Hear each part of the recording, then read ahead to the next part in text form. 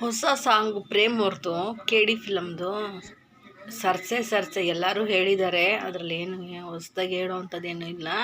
ಎಷ್ಟು double meaning ಇದೆ ಅಂತಂದರೆ ಅದು ನಾವು ಹೆಂಗಸರಾಗಿ ನಾವು ಬಾಯಲ್ಲಿ ಹೇಳೋಕ್ಕೂ ಅಸಹ್ಯ. ಅಷ್ಟು ಡಬಲ್ ಮೀನಿಂಗ್ ಇದೆ ಆ ಸಾಂಗು. ಅಷ್ಟು ಡಬಲ್ ಮೀನಿಂಗ್ ಸಾಂಗ್ ಮಾಡಿಬಿಟ್ಟು ಅವ್ರೇನು ಹೇಳ್ತಾರೆ, ಅದು ಬರೆದಿರೋದು ಒಂದು ಬಾಟ್ಲು ಉಪ್ಪಿನಕಾಯಿ ಅಂತ ಹೇಳ್ತಾರೆ. ಆ ಸಾಂಗು ಬರೆಯುವಾಗೂ ಅವ್ರಿಗೆ ಗೊತ್ತಾಗಲಿಲ್ಲ, ಅದ್ರ ಮ್ಯೂಸಿಕ್ ಮಾಡುವಾಗೂ ಗೊತ್ತಾಗಲಿಲ್ಲ, ಆ ಮ್ಯೂಸಿಕ್ ಡೈರೆಕ್ಟ್ರಿಗೂ ಗೊತ್ತಾಗಿಲ್ಲ. ಆ ಸಾಂಗ್ ಹಾಡಿರೋದು ಯಾರೋ ಅಂತ ನಾನು ಅಂದ್ಕೊಂಡಿದ್ದೆ. ನೋಡಿದ್ರೆ ಐಶ್ವರ್ಯ ರಂಗರಾಜನ್ ಅಂತೆ ಹಾಡಿರೋದು. ಎಂತೆಂಥ ಸಾಂಗ್ ಹಾಡಿದಾಳು ಐಶ್ವರ್ಯ. ಆದರೆ ಈ ಥರ ಇಷ್ಟು ಕೆಟ್ಟದಾಗಿರೋ ಸಾಹಿತ್ಯನ ಹಾಡುವಾಗ ಅವಳಿಗೂ ಏನೋ ಅನ್ನಿಸ್ಲಿಲ್ವಾ, ಎಷ್ಟು ಕೆಟ್ಟದಾಗಿದೆಯಲ್ಲ ಸಾಹಿತ್ಯ, ಅಶ್ಲೀಲವಾಗಿದೆಯಲ್ಲ ಅಂತ. ನೋರಾ ಫತೇಹಿ ಬಿಡಿ, ಅವ್ರಿಗಿದೇ ಕೆಲಸ. ಅವ್ರು ಎಂಥ ಕೆಟ್ಟ ಡ್ಯಾನ್ಸ್ ಆದರೂ ಹಾಡ್ತಾರೆ, ಅವರು ದುಡ್ಡು ಇಸ್ಕೋತಾರೆ ಹೋಗ್ತಾರೆ. ಅವ್ರಿಗೆ ಈ ಫೀಲಿಂಗ್ಸು, ಈ ಸಾಂಗ್ಸ್ ಚೆನ್ನಾಗಿಲ್ಲ ಅದೆಲ್ಲ ಏನೂ ಅನಿಸಲ್ಲ.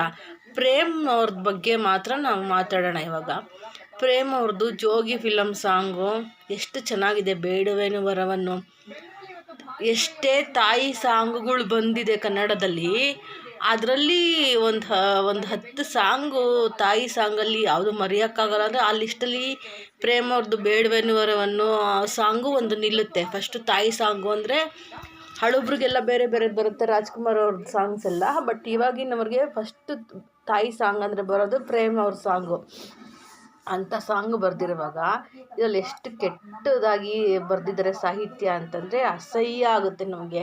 ಹೇಳೋಕ್ಕೂ ಅಸಹ್ಯ, ಅದು ಕೇಳಿಸ್ಕೊಳ್ಳೋಕ್ಕೂ ಅಸಹ್ಯ. ಅದು ತುಂಬ ಜನ ಅದಕ್ಕೆ ಸಪೋರ್ಟ್ ಮಾಡಿ ಮಾತಾಡ್ತಾ ಇದ್ದಾರೆ.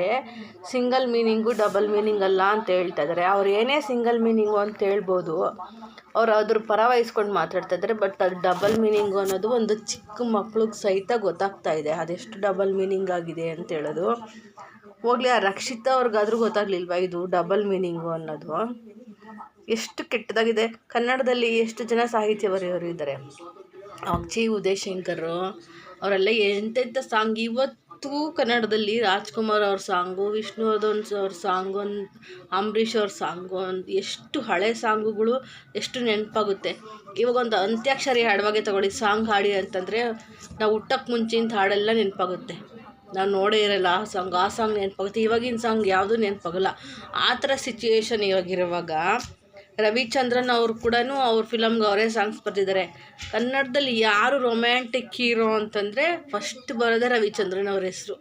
ಪ್ರೇಮಲೋಕದಿಂದ ಹಿಡಿದು ಇವತ್ತು ಮಾಡಿರೋದ್ರವರೆಗೂ ಫಸ್ಟು ನಮ್ಮ ವಯಸ್ಸವ್ರಿಗೂ ಇರ್ಬೋದು, ಚಿಕ್ಕ ವಯಸ್ಸವ್ರಿಗೂ ಇರ್ಬೋದು, ಯಾರು ಫಸ್ಟು ರೊಮ್ಯಾಂಟಿಕ್ ಹೀರೋ ಅಂತಂದರೆ ಬರೋದೇ ಫಸ್ಟ್ ರವಿಚಂದ್ರನ್ ಅವ್ರ ಹೆಸರು. ರವಿಚಂದ್ರನ್ ಅವ್ರು ಎಷ್ಟೊಂದು ಫಿಲಮ್ಗೆ ಸಾಂಗ್ ಬರೆದಿದ್ದಾರೆ.